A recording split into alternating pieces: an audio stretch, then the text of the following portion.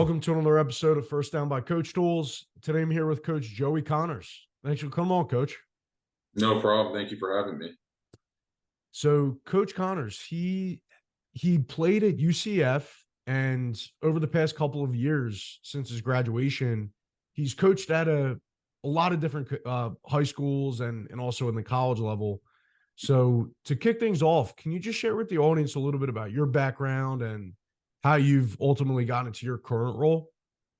Yeah, so started my career off, obviously played down at UCF from 2014 to 2018, where I played defensive line. Then after that, got into high school coaching. My brother was a high school coach and taught. So I coached, decided to get into that and coached high school ball at Sprayberry High School, which I did for a semester.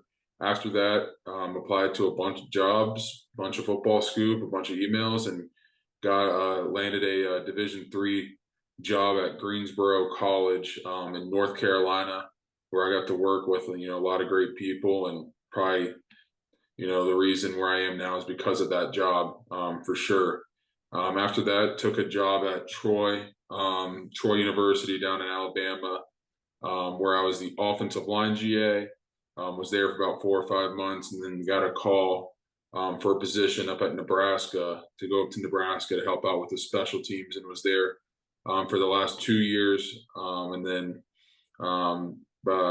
February, got a call to come down to New Mexico State. And now I've been here in New Mexico State for this season and loved it ever since. Very cool. So tell me more about your playing days and how that helped you transition to coaching. Yeah, so I kind of, and going back to high school, I always had a feeling that I wanted to get into coaching.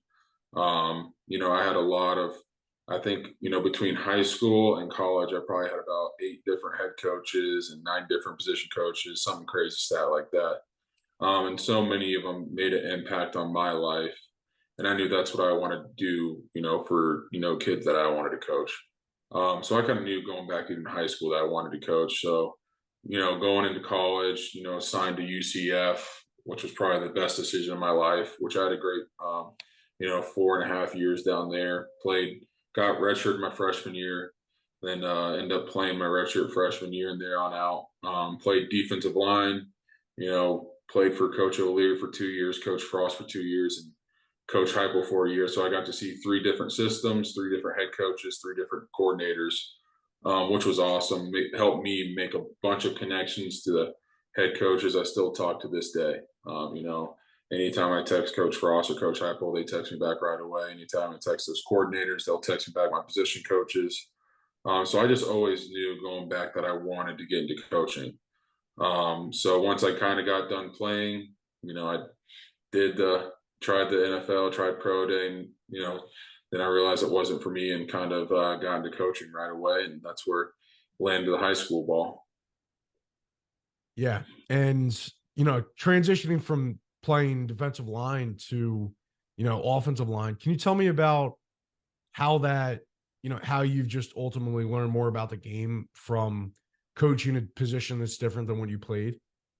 Yeah, I just thought it was awesome. I mean, like I said, I learned the most football when I was a offensive line GA, because I could see offensive wise what they were looking at, how they studied defensive line, their moves.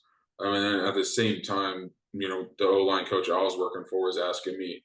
We balance each other really well. He was asking me to do scouting report on our guys. What moves would I would use against them. And then during practice, he'd let me take the centers, let me take the tackles and work with them, and kind of let me, tell those guys what moves I would do against them, what I would do against them in the run, what's their weaknesses. So I always thought that was great. And, one thing that O-line coach told me, he goes, the best GAs I ever had were D-line guys, because it helped balance me and help me out, what I looked for. And for me personally, it just helped me out, learn the offensive line technique, kind of what they study, what they see on D linemen, if it's their first steps, if it's their hand placement, all different types of stuff. So, like I said, I think that was one of my best decisions, was going down there and GAing as an O line, because I learned so much about the game compared, O line wise. I mean, D line wise, we're studying them, we're studying, their pass set, how they overset, how are they with their low hands, their wide hands. Can you go power against and go speed? So it was interesting, but it was probably the time in my life where I learned the most football. Yeah. Yeah. And I had kind of a similar situation. So when I was recruited to play at Gettysburg, I was a defensive lineman. And Mhm. then my junior year, long story short, I was not playing for my first 2 years because I had an injury. But my junior season, they put me from D line to O line. So I was playing guard. And that was the first time that I ever played offensive lines, really since like, I want to say sophomore, maybe Mhm. sophomore, junior year of high school. So just learning the other side is definitely a skill that's really invaluable. And I'm sure it served you well in coaching, as you were saying. 100%. And, there was a time at UCF, I think it was my junior year, where spring ball, they asked me if I would move to O line. And, my response was whatever to help the team win. And, we ended up getting a good recruit in, and that ended up starting for us. But there was a moment there where I actually almost got moved to O line, which would have been interesting. They wanted me to go play center, but it didn't end up happening. But, they called me in and asked if I was willing to do it. And, whatever to help the team win was the answer. Yeah. Hey, you got to do it. Yeah. Um, Very cool. So going going back to and you've been in the profession for just about 5 years, is it? Is that right? Right about 4 or 5 years now. Mhm. So if you had to tell yourself like 4 or 5 years ago, like what advice would you need to know to best serve yourself? Like what would you tell yourself back then? Probably just stay in contact with anybody you run across with, anybody that you meet. Stay in contact with those guys. Some people think like, hey, don't annoy them or any of that. It's like, no, text them. Call them, email them. It's just I would say just be better and stay in contact with people was my biggest thing looking back. And don't be scared taking a chance. I took a chance going to a Division 3 school, making barely any money, and I took a chance at it, and ended up being the best decision of my life. But the biggest thing is like anybody you run across, don't be scared to go up to somebody that you don't know and introduce yourself. Don't be scared for that. Go meet new connections and meet them, talk to them, get their number, and don't be scared to text them. Would be the biggest thing. When I was getting into it, is I wish I kept some of those contacts when I was a freshman in college. Going back to those days, is I wish I kept some of those contacts and some of those relationships. So that'd be my biggest advice to myself.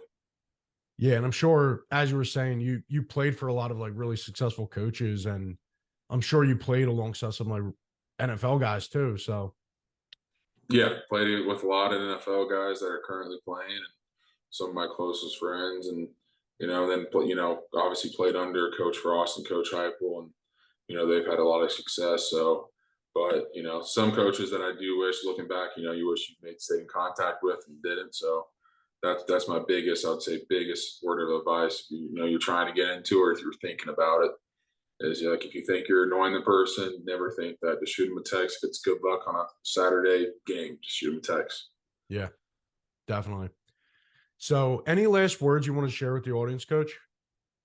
No, no, it's just this profession is crazy, and the biggest thing is, my opinion, it's a lot in connections, and don't be scared. Don't be scared to take a risk. I took a risk going to a Division 3 school, and you know, the two guys I worked with, I still talk to every single week, and I think that goes back to one of my best decisions was just making that relationship, taking that risk of going to that school, and that was my first position job. Got to run a room, as a 22-year-old, getting to run a room as a D line, D line coach, and having a lot of responsibility. So I would just say, if you're a young coach, don't be scared to take a risk. Yeah, great advice. So, coach, thank you very much for coming on, and best of luck the rest of the season. Thank you. I appreciate it. Thank you for having me. You're welcome.